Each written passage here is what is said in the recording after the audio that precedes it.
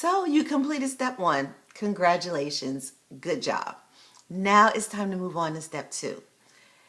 In step one, you made a decision. You decided to create your presidential lifestyle. And now you're going to commit to that decision. You're going to say a few words right now. You're going to repeat after me. I want you to say, I commit to creating my presidential lifestyle. I commit to giving my all every day and taking action. Say that.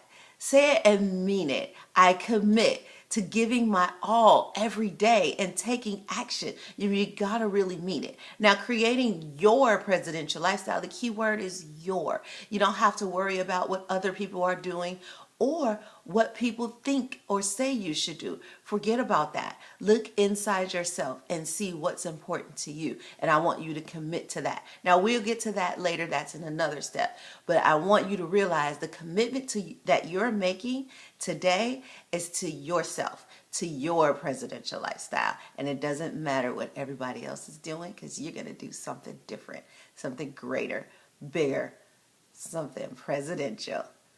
Committee. Now that's presidential.